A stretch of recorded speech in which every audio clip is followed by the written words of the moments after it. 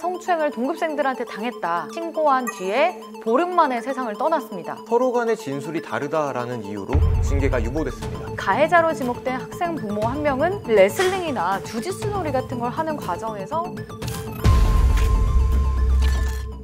네, 여러분 고 김태한 군 사건 아시나요? 이 청와대 국민청원에도 올라와서 굉장히 화제가 됐었는데 이 중학교 기숙사에서 집단 성추행을 동급생들한테 당했다 이렇게 신고한 뒤에 보름 만에 세상을 떠났습니다. 근데 이 태안 군은 떠났지만 유족들이 아직도 가해 학생 그리고 학교, 교육청과 힘겨운 싸움을 벌이고 있거든요. 사건 설명부터 먼저 드릴게요. 지난 6월에 중학교 1학년생이었던 태안 군이 전남의 한 기숙학교에 입교를 했습니다. 여기서 동급생 4명이 태안 군에게 성적인 농담을 던졌다고 하고요.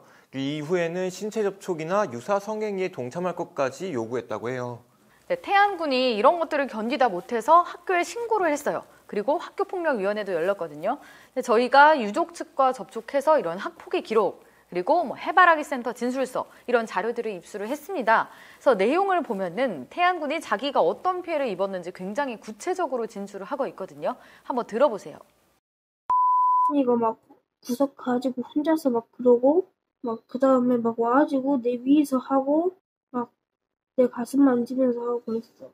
그래서 해바라기 센터 진술서에도 이런 피해 내용이 굉장히 상세하게 기재가 돼 있어요. 뭐 열흘간 8차례 당했다든지. 새벽까지 괴롭힘이 이어지다 보니까 태안 군은 잠도 제대로 못했다라고 말을 해요. 한 번은 태안 군이 주말에 집에 와서 밤에 자려고 하는데 불이 약간 밝게 켜져 있어서 잠이 잘 안 온다. 기마개와 안대를 좀 사달라 이렇게 말을 한 적이 있었다고 하는데요. 나중에 이 어머니가 알고 보니 가해 학생들이 매일 밤 새벽까지 이뤄지는 이런 행위를 태안 군이 보고 싶지 않아서 부탁했었다. 나중에야 어머니가 그걸 알게 됐다고 합니다. 근데 이 태안 군이 처음에 피해를 호소한 게 6월 19일이에요. 그런데 갑자기 6월 30일에 급성 췌장염 증세를 보이거든요.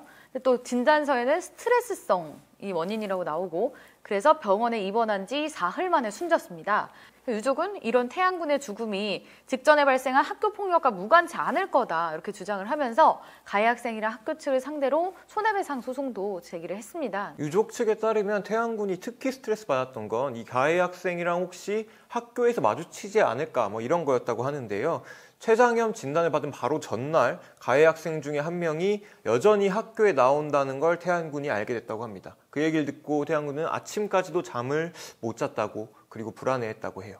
그런데 이 태안 군이 기존에 별다른 건강 문제가 있는 것도 아니었고 근데 부모님은 학교에서 즉시 가해자랑 피해자를 분리했어야 된다. 근데 그러지 않았다. 그러니까 대응이 너무 느렸다는 점을 지적을 합니다. 그래서 오히려 태안 군이 학교를 못 나가고 있는 상황이었고요. 분리라던가 이런 긴급 조치를 내릴 때 협의회 같은 걸 열거든요. 여기에서는 태안 군의 진술이 일부 누락됐었다. 이런 사실을 전남교육청 감사 결과에서 확인이 됐습니다.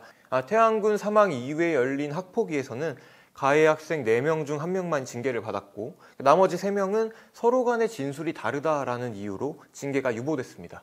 반면 가해 학생 측은 일부 학교 폭력을 부인하고 있습니다. 저희가 학폭위 기록을 입수했는데 이 가해자로 지목된 학생 부모 한 명은 레슬링이나 주짓수 놀이 같은 걸 하는 과정에서 서로 엎티락 뒤치락 한 적은 있지만 폭행이나 추행은 아니었다 이렇게 진술을 했거든요. 또 다른 가해 학생은 학폭위에서 이거는 남녀 역할놀이였다. 그러니까 태안 군이 성적 수치심을 느낄 수 있는 행동을 한 적이 사실 있긴 한 것 같은데 하지 말라고 하면 안 했고 일종의 놀이였다라고 강조를 했습니다. 그러니까 일부 부모는 또 태안 군의 사망은 안타깝지만 이게 뭐가 나쁘고 좋은지를 구분하지 못하는 아이이고 이게 성장 과정에서 친구들끼리 친해지다가 그런 거다 뭐 이런 식으로 진술을 내놓기도 했습니다. 근데 태안 군 말은 달랐어요. 친해지다 그런 게 아니라 성추행 말고도 상습적인 폭행도 있었다 이렇게 주장을 했거든요. 이 부분은 학교 CCTV 영상이 있어서 수사기관에도 제출이 됐었는데 보면은 이 가해 학생이 발차기를 하거나 손으로 얼굴을 가격을 하고 뭐 태안 군이 또 이렇게 자기도 때리는 듯한 장면이 찍혔어요.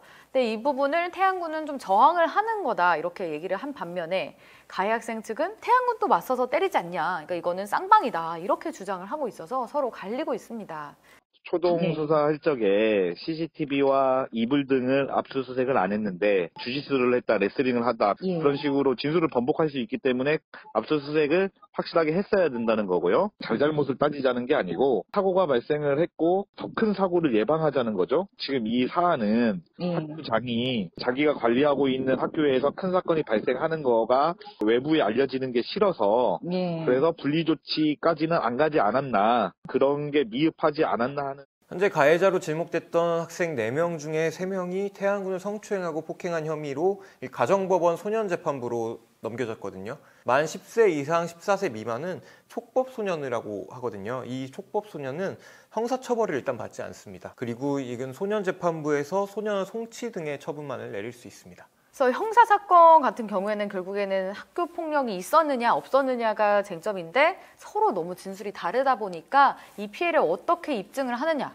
이게 쟁점이 될 것 같고요. 또 손해배상 사건의 경우에는 이 태양군을 숨지게 한 급성 췌장염의 원인이 어디에 있느냐, 학교 폭력에 있느냐, 또 학교 측이 부실하게 대응한 게 맞느냐, 이런 것을 두고 갈릴 것으로 보입니다. 유족 측의 소송은 여전히 진행형인데요. 이게 앞으로 어떻게 될지 저희가 계속 지켜보도록 하겠습니다.